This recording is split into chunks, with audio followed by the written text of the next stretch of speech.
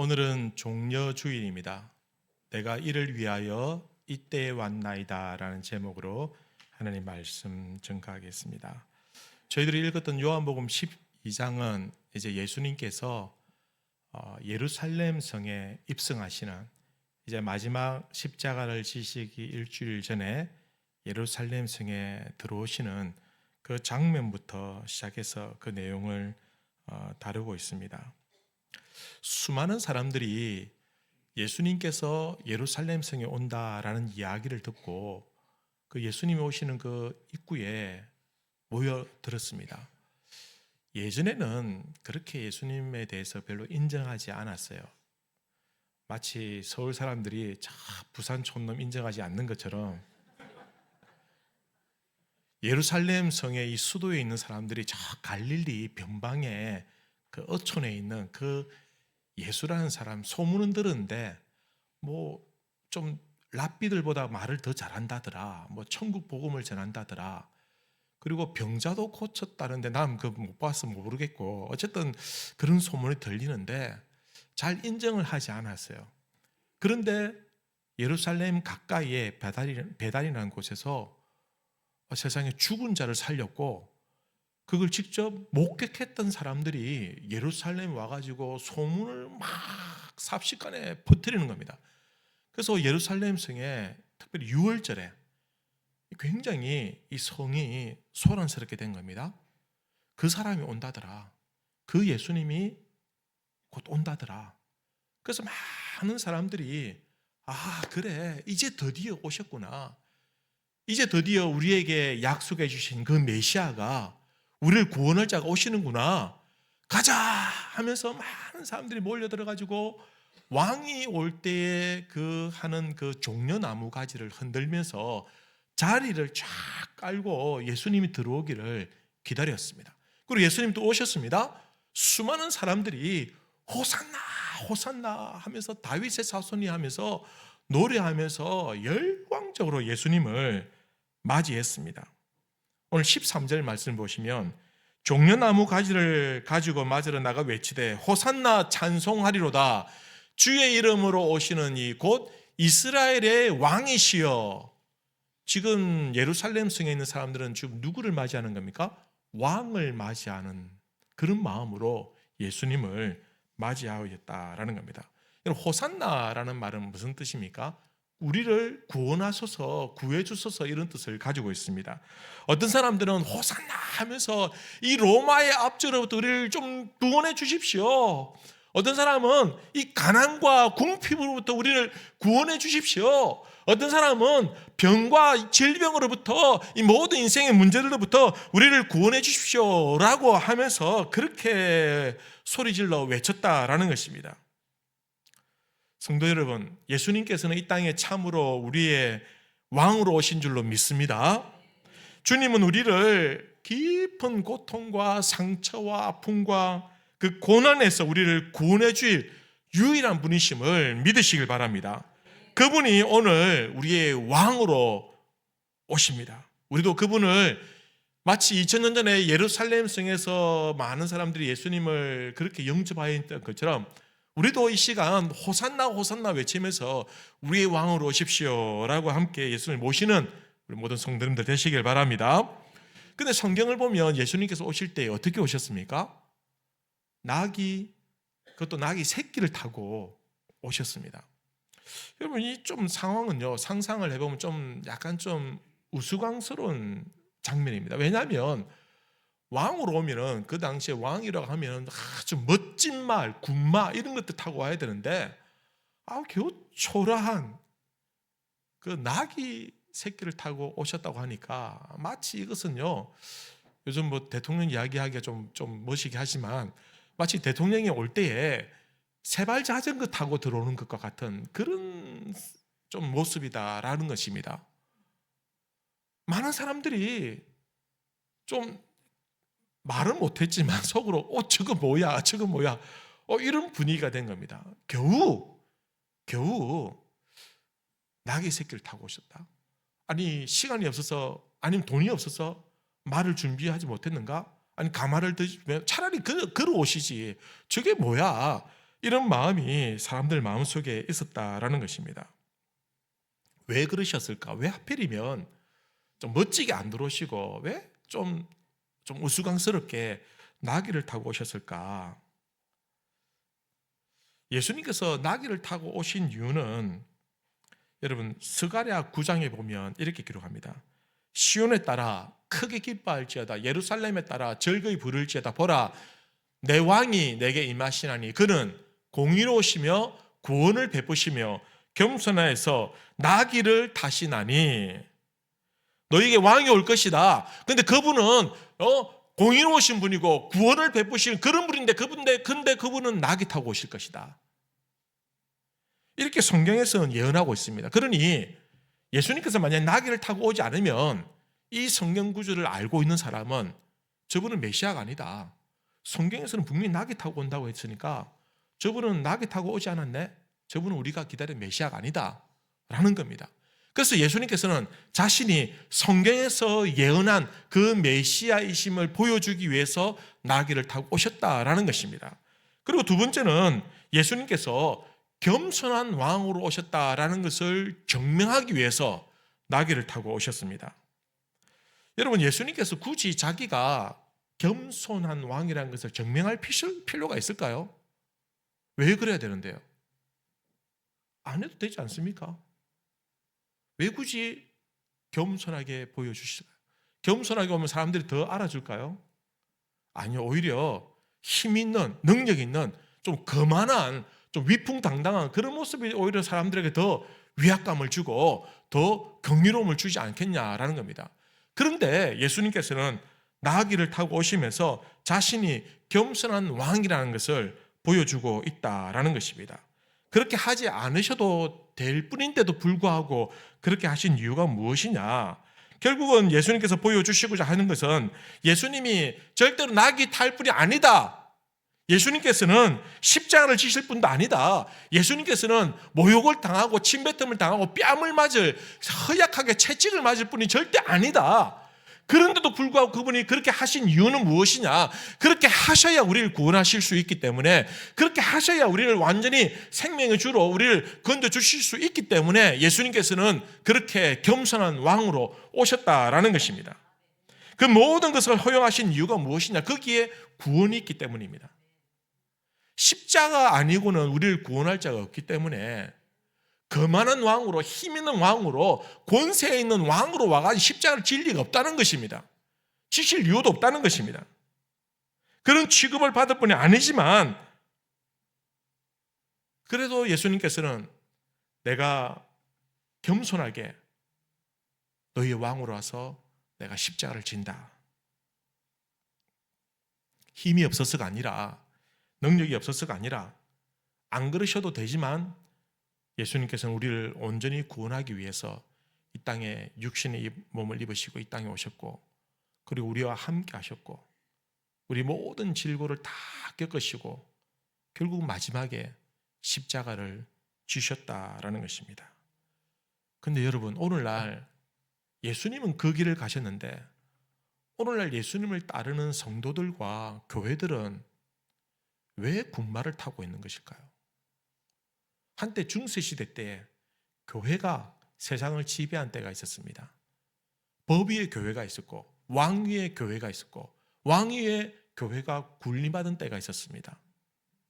그때 교회는 무조건 안 믿으면 안 될 정도로 무조건 믿어야 되는 상황이었고, 그리고 그때에 믿지 않는다는 것은 그 사회적으로부터 외면당한다는 것을 의미했습니다. 그래서 수많은 사람들이 다 교회를 갔습니다. 그래서 교회는 명예와 권세와 물질의 그 부귀영화를 누린 때가 있었다라는 것입니다. 그래서 사제가 웬만한 어떤 귀족이나 아니면 왕보다는 더 높은 곳에 있을 때가 있었습니다. 그러나 그렇게 세상의 왕이 되었던 교회가 있었지만, 그러나 결국은 교회는 쇠퇴하게 되고 사람들부터 외면당하게 되더라라는 것입니다. 그렇게 거대한 교회가 이제 쓸모 없어지고 타 종교에 팔려가고 술집으로 전락한 것을 보게 되는 것입니다. 교회가 스스로 영광을 취하려고 하고 군마를 타고 왕이 되려고 할 때 결국 교회는 무너지게 되는 것입니다. 여러분, 교회와 목회자들은 복음의 권세 외에는 아무런 권세가 없습니다. 근데 왜 세상에서 권세를 쥔 자가 되려고 하고 왜 세상의 권세를 탐하는 것입니까? 저는 기독교 관련된 정당이 있다는 것을 이해할 수가 없습니다. 왜냐하면 그 권세는 세상의 것이고 하나님께서 넘겨주신 것입니다. 그건 교회의 것이 아닙니다. 왜 교회가, 왜 목회자가 세상의 권세와 함께 어깨를 나란하면서 거기서 복음이 아니라 왜 세상의 일들에 의해서 외치고 왜 사람들에게 미혹의 영의 그 권세를 부리고 있느냐라는 것입니다. 세상의 권세와 권력을 거머쥔 교회는 반드시 타락하게 되어 있습니다. 반드시 쇠퇴하게 되고 결국은 무너지게 되는 것을 우리는 성경과 세계 역사를 통해서도 얼마든지 교훈을 받아왔지 않느냐라는 것입니다. 군마를 탄 교회들은 나귀 새끼를 타고 가신 주님과 어울리지 않습니다. 군마를 탄 교회는 주님의 그 뒤를 따라가지 않습니다. 군마를 탄 교회는 결국은 세상의 왕들과 군마를 타고 세상을 호령할지는 모르겠지만 결국은 마지막에 역사의 뒤안길로 사라지게 될 것이고 그리고 하나님의 손에 들리는 그 생명책의 그 이름을 찾아볼 수 없게 될 것이다 라는 것입니다. 처음 사랑을 버리고 살았다 하는 죽은 교회, 거룩한 옷을 더럽힌 교회, 발람의 교회를 따르는 교회, 그리고 그 교회는 하나님께서, 예수님께서 분명히 요한계시록에 촛대를 옮겨버릴 것이다 라고 경고하고 있다라는 것입니다. 여러분, 교회는 주님께서 가신 그 나귀 새끼를 타고 가신 그 십자가 길을 따라가는 것이, 그것이 교회에게 주어진 길이다라는 것입니다. 겸손하게 나귀를 타고 예루살렘에 입성하신 그 예수님은 어떤 왕입니까? 많은 사람들이 우리의 왕이라고 소리치면서 왕으로 맞이했는데 사실은 그 왕은 어떤 왕이냐? 세상의 권세를 거머쥔 왕이 아니라 우리를 구원하실 왕으로 오셨다라는 것입니다.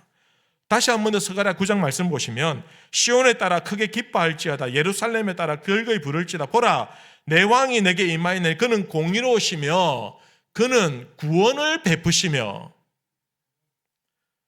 스가랴는 예수님을 구원을 베풀 자다라고 그렇게 소개하고 있습니다. 사람들이 그렇게 외쳤습니다. 호산나 호산나 우리에게 구원을 베풀어 주십시오 라고 그렇게 외쳤습니다. 시편 118편에 보면 여호와여 구하옵나니 이제 구원하소서, 이제 구원하소서. 사랑하는 성도 여러분, 오늘 나귀를 타고 오시는 예수님이 어떤 왕입니까? 우리의 구원을 위해서 구원을 베풀어 주시는 왕으로 오신 을 믿으시길 바랍니다. 그렇다면 여기서 말하는 구원은 어떤 구원이냐? 첫 번째는 표면적인 구원입니다. 겉으로 드러난 구원입니다.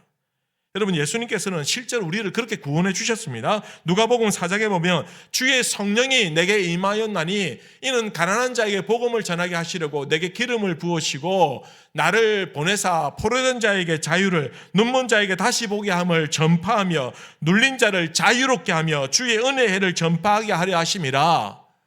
구약에서 예언한 그 메시아는 어떤 메시아냐? 가난한 자에게 복음을 전하는 메시아다.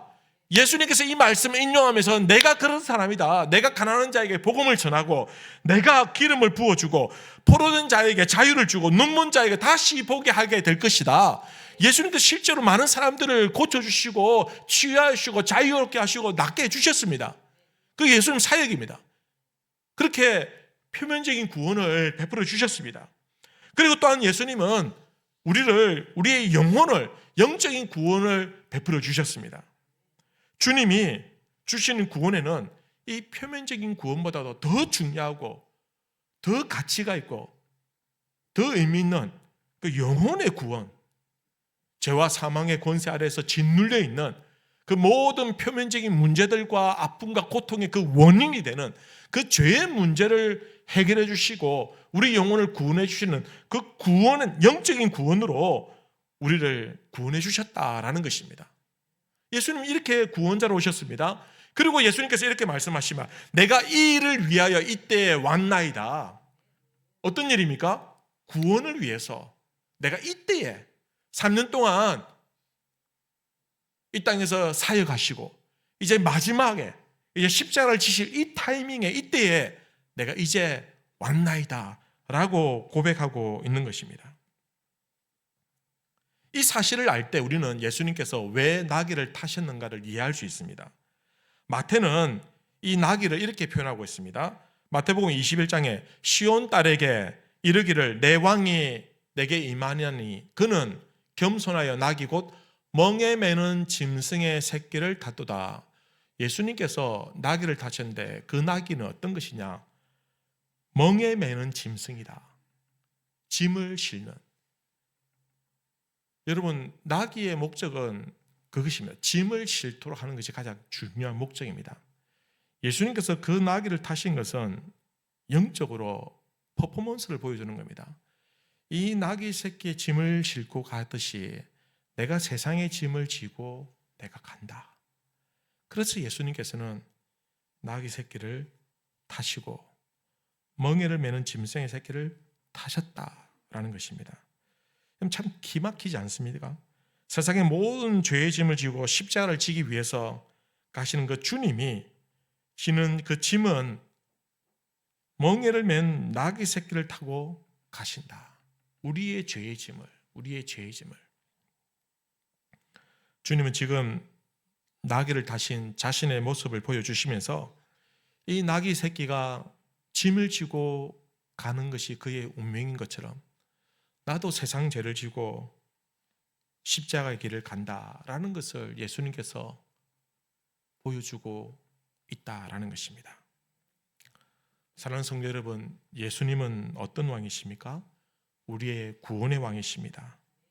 우리가 교회에 와서 여러 가지 문제가 있고 자유함을 받기도 하고 질병으로부터 고침을 받기도 하고 우리 인생의 문제들이 해결받는 것도 중요하지만 그러나 더 중요한 것은 우리 죄를 위해서 죽으신 그 주님을 믿고 그리고 우리 죄를 용서받고 우리 영혼이 구원받는 것, 이것이 가장 중요하다라는 것입니다.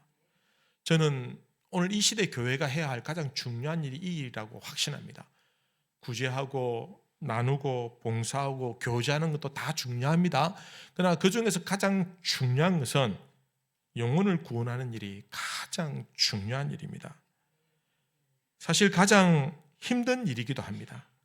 그러나 가장 중요한 일이기에 반드시 이 일을 감당해야 되는 것이 오늘 우리의 의무가 되는 것입니다. 요한복음 12장 27절에 보면 이렇게 말씀합니다. 지금 내 마음이 괴로우니 무슨 말을 하리요? 아버지여 나를 구원하여 이때를 면하게 하여 주옵소서. 그러나 내가 이를 위하여 이때에 왔나이다. 이때를 면하게 해달라는 말은 무슨 말입니까? 십자가를 지는 그 고통의 때를 면하게 해주십시오. 그러나 내가 이를 위하여 이 세상의 죄를 내가 다 짊어지고 구원하기 위하여 내가 이때에 왔습니다 라고 그렇게 고백하고 있는 것입니다. 여러분, 이 예수님의 고백이 오늘 우리의 고백이 되어야 될 줄로 믿습니다. 내가 이를 위하여 이때에 왔습니다. 하나님께서 우리의 가정에, 우리의 직장에, 오늘 이 시대에 나를 이곳에 보내주신 목적과 이유가 무엇이냐? 나를 구원하여 주시고 그리고 나를 이곳에 보내주신 이유는 이 때를 위하여, 어떤 때입니까? 구원의 때를 위하여 나를 보내주셨다라는 것입니다. 사랑하는 성도 여러분, 주님은 십자가 쉬워서 지신 것이 아닙니다. 주님도 역시 그 십자가의 고통은 감당할 수 없을 만큼 고통스럽고 어려운 것이었습니다.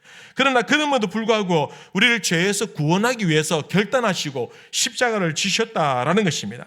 그러니 오늘날 우리도 주님과 같이 주님이 가신 길을 따라가야 되는 것입니다. 주님께서 이렇게 말씀하십니다. 요한복음 12장 24절에 내가 진실로 진실로 너희에게 이르노니 한 알에 밀이 땅에 떨어져 죽지 아니하면 한 알 그대로 있고 죽으면 많은 열매를 맺느니라.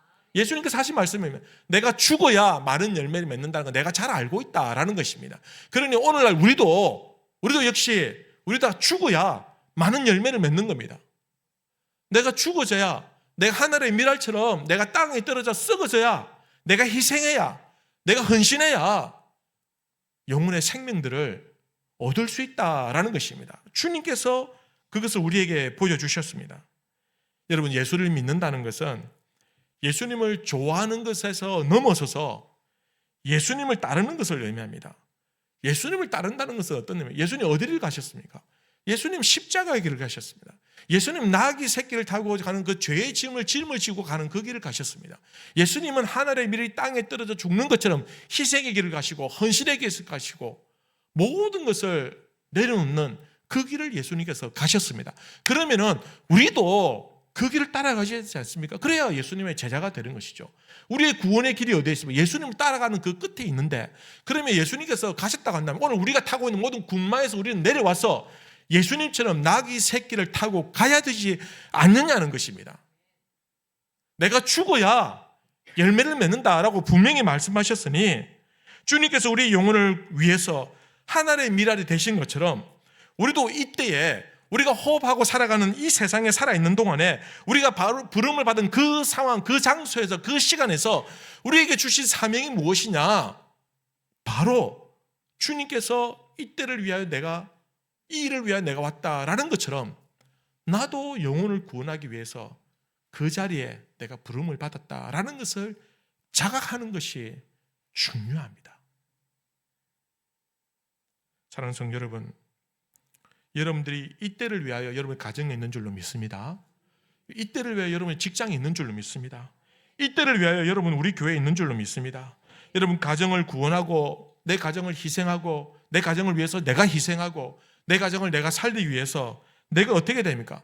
내가 예수를 만나기 전에는, 내가 제대로 예수를 만나기 전에는 구원할 생각도 없었고 내가 가족을 위해서 희생할 생각도 없었고 내 모든 것을 갈아여으면서 헌신할 생각 추호도 1도 없었는데, 내가 직장 다니면서 저 사람들 구원에 대한 절대 관심도 없었고 저 사람들 위해서 내가 똑같이 일을 하고 돈을 버는 것이 내가 저들을 위해서 희생하고 생각이 하나도 없었는데, 내가 구역을 위해서 내가 전도를 위해서 희생할 생각이 1도 없었는데, 그럼 내가 예수님을 제대로 만나면은, 내가 예수님을 제대로 경험하면은 이제는 내 마음에 이 일을 위하여, 구원을 위하여, 섬기기 위해서 내가 이때를, 내게 주어진 시간을 감당할 수 있다는 겁니다.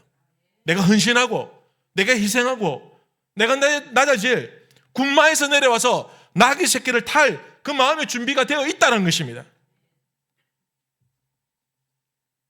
그래서 내가 하늘의 미랄처럼 예수님처럼 될 때에, 내가 죽어져 갈 때 그 자리에 열매가 맺히는 겁니다. 내가 헌신하지 않고 희생하지 않고 내가 양보하지 않고 내가 죽어지지 않으면 절대로 열매를 맺을 수 없더라는 것이죠. 여러분, 여러분의 가정과 직장과 때로는 교회와 여러분이 속한 공동체, 관계들 속에 하나님께서 여러분들을 심어두신 이유는 그 일을 위해서, 영구원을 위해서 하는 그곳에 보내주신 것입니다. 너 혼자 잘 먹고 잘 살아야 돼, 그 일을 위해서 그곳에 보내주신 것이 아닙니다. 하나님 나에게 지혜를 주셔서, 명철한 지혜를 주셔서 내가 열심히 공부하고 똑똑하고 잘해서 내가 성공해서 나를 위해서 그곳에 보내주신 것이 아니라, 그곳에서 구원할 생명이 있기 때문에 내가 어릴 때부터 너 공부 잘하게 만들었어. 너가 그곳에서 생명을 구원할 생명이 있기 때문에 내가 너가 돈 잘 벌게 해서 그곳에 있게 하셨어. 내가 그곳에서 구원할 생명이 있기 때문에 내가 낮은 자리에 있는 것이고, 내가 구원할 생명이 있기 때문에 내가 높은 자리에 있는 것이고, 내가 구원할 생명이 있기 때문에 마른 자리에 있는 것이고 진 자리에 있는 것이다 라는 것입니다. 이 사실을 우리가 깨닫게 될 때, 이 사실을 우리가 이해하게 될 때, 예수님께서 내가 이를 위하여 이때 왔나이다 라는 그 말씀이 우리의 고백이 되는 것입니다. 여러분, 우리 모든 죄의 짐을 지시고 어린 나귀를 타고 가시는 그 주님을 영적인 눈으로 바라볼 수 있게 되길 바랍니다. 그리고 우리도 우리의 나귀를 타고 호산나 부르면서 주님을 따라가는 우리 모든 성도님들 되시기를 주님의 이름으로 기원합니다. 기도하십시다. 말씀을 생각하면서 한번 기도하십시다. 하나님 아버지,